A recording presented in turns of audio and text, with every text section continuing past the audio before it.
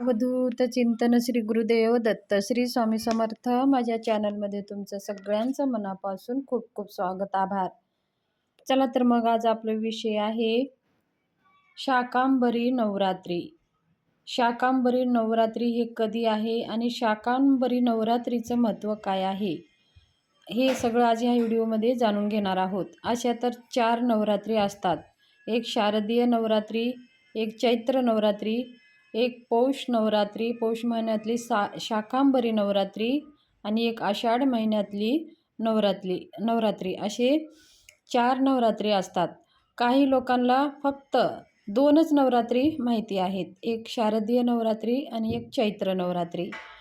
पण शाकांबरी नवरात्रीचं सुद्धा तेवढंच महत्त्व आहे. ह्या शाकांबरी नवरात्रीचं महत्त्व काय आहे, कोणकोणत्या पूजा सेवा केल्याने आपल्या सगळ्या मनोकामना पूर्ण होतात आणि आपल्या घरामध्ये कधीही धान्य कमी पडत नाही. शाकांबरी नवरात्री म्हणजे आपली अन्नपूर्णा माता म्हणजेच आपली कुलदेवी आई भगवती पार्वती माता म्हणजे आपली कुलदेवी.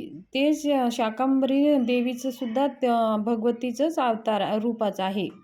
शाकांबरी नवरात्र हे पौष महिन्यातल्या शुक्ल पक्षातील अष्टमी तिथीपासून सुरू होतो आणि ते पौर्णिमेपर्यंत चालतं आणि पौर्णिमेला समाप्ती होते. आणि शाकांबरी नवरात्री ह्या वर्षी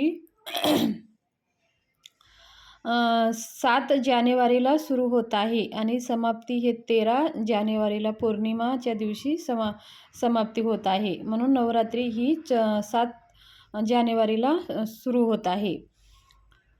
तर आपल्याला ह्या अष्टमीपासून पौर्णिमेपर्यंत आपल्या कुलदेवीची सेवा करायची आहे.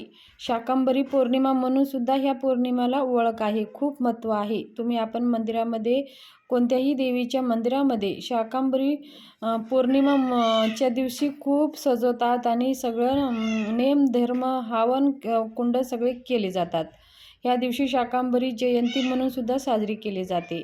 देशभरामध्ये अनेक देशात वेदामध्ये ब्राह्मण कुटुंबाची शाकांबरी देवी ही कुलदेवी आहे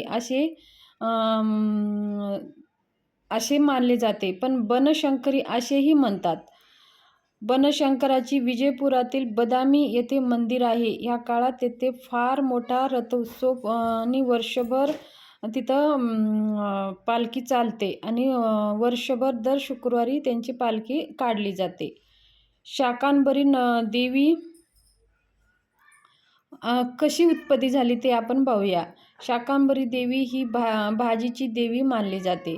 देवी शाकांबरी ही माता पार्वतीचेच रूप आहे. तिला अनेक असे नावं दिले आहेत.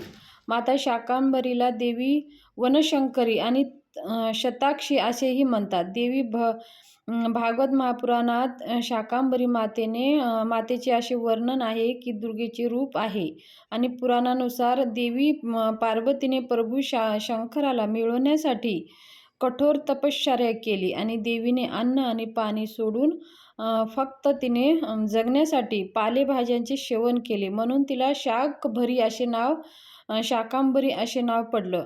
दुसरी ओळख अशी आहे की जेव्हा पृथ्वीवर 100 वर्षे पाऊस पडला नाही, तेव्हा मानवाचे दुःख पाहून ऋषींनी मातेची प्रार्थना केली. मग शाकांभरीच्या रूपामध्ये मातेने आपल्या शरीरातून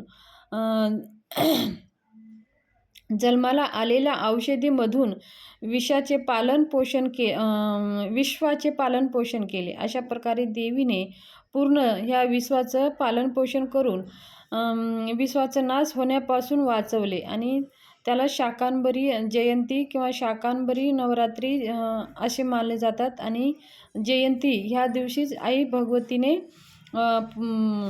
ह्या विश्वाचं पालन केलं होतं आणि सगळे लोक पृथ्वीवर दुष्काळ पडलं होतं तर पालेभाज्या उगवून शरीरावर आणि पूर्ण मानव जीवनाचं उद्धार त्यांनी केलं आणि त्यांचं जीवन त्यांनी जगवलं. म्हणून ह्या दिवशी नवरात्रीपासून तर अष्टमीपर्यंत शाकांबरी देवी नवमी साजरी केली जाते आणि आई भगवतीला प्रत्येक नवीन भाज्याचे नैवेद्य अर्पण केलं जातात. तर प्रत्येक नवीन फळं म्हणजे फळं, भाज्या जे मोसमामध्ये जे काही फळभाज्या येतात ते आई शाकंभरीला अर्पण केले जातात. म्हणून आता नवीन लिंब म्हणा, काकडी, गाजर आणि हे जे वाल ह्या सगळ्या ह्या ऋतूमध्ये येणारे फळं आहेत. हे सगळ्या 64 भाज्या एकत्र करून तिचं कोशिंबीर बनवून नैवेद्य दाखवण्याची सुद्धा प्रथा आहे आणि सगळ्या प्रकारच्या भाज्या असं आई भगवतीला अर्पण केले जातात. म्हणून ह्या शाकंभरी देवीचं महत्त्व आहे. ह्या सगळे जर आपण आई भगवतीला अर्पण केले तर आपल्या घरामध्ये कधीही अन्न, धन, धान्य कमी पडत नाही. म्हणून शाकंभरी नवरात्री ही आपल्या कुलदेवीचीच नवरात्री आहे, कुलदेवीची सेवा आहे. जरी आपण घटस्थापना करत नसाल तरी ज्या आपण शारदीय नवरात्रीमध्ये जी सेवा करतो तीच सेवा आपल्या आई भगवतीची करायची आहे. जसं आपण दुर्गा सप्तशतीचे 14 पाठ करतो, अखंड दिवा लावतो, त्याचबरोबर श्रीयंत्रावर कुंकुमार्चन करतो, देवीच्या टाकावर कुंकुमार्चन करतो, आई भगवतीचे मंत्र, अनुष्ठान, श्रीसूक्त जे काही आपण नवरात्रीमध्ये अनुष्ठान करतो तेच नियम आपल्याला पाळायचे आहेत आणि आपल्या कुलदेवीची सेवा करायची आहे. आपल्या जीवनामध्ये खूप काही समस्या आहेत, प्रश्न सुटत नाही. मग अशा वेळेस ह्या शाकंभरी नवरात्रीमध्ये संकल्प करून आई भगवतीची सेवा म्हणजे दुर्गा सप्तशतीचे 14 पाठ आवर्जून करावा. संकल्प करून माहितीच आहे आपल्याला, हातामध्ये थोडंसं पाणी घेऊन आई भगवतीला आपल्या मनातल्या इच्छा सांगायचं आहे. समजा आता संतान प्राप्तीमध्ये असो, मुलांच्या शिक्षणामध्ये असो, व्यापार वृद्धी असो, घरामध्ये काही समस्या असेल, कटकटी असेल, काही मार्ग भेटत नाही, अशा वेळेस ही कुलदेवीच आहे आपल्या कुलाचं संरक्षण करणारी, आपल्या कुलाचं पुढे नेणारी. म्हणून आपल्या जास्त दुसऱ्या देवांची सेवा जरी कमी झाली तरी चालेल, पण आपल्या कुलदेवीची सेवा आवर्जून करावं. तर ह्या नवरात्रीमध्ये संकल्प करून 14 दुर्गा सप्तशतीचे पाठ तुम्ही करा. बघा तुमच्या जीवनातल्या कोणत्याही इच्छा पूर्ण झाल्याशिवाय राहणार नाही. दुसरं म्हणजे ह्या नवरात्रीमध्ये आपल्याला जास्तीत जास्त आपल्या कुलदेवीची सेवा करायची आहे. आपलं कुलधर्म जसं शारदीय नवरात्रीमध्ये करतो तशाच प्रकारे कुलधर्म करायचा आहे. ठीक आहे, तुम्ही जर घटस्थापना नाही केलं तरी पण चालेल, पण ज्या सेवा आपण करतो त्या आवर्जून करायच्या आहेत.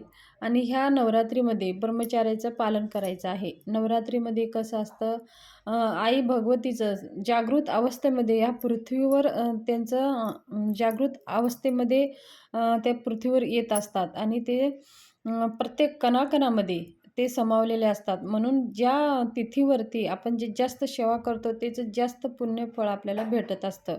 म्हणून आपण ह्या विशेष तिथीवर विशेष सेवा केली ना विशेष फळ प्राप्त होत असतं. म्हणून ह्या नवरात्रीमध्ये आई भगवतीची, तुमच्या कुलदेवीची सेवा कृपा आशीर्वाद प्राप्त करण्यासाठी ह्या सेवा आवर्जून करा. तर ही शाकंभरी नवरात्रीविषयी माहिती शेअर करायची होती. माहिती कशी वाटली, आवडली असेल शेअर, सबस्क्राईब करा.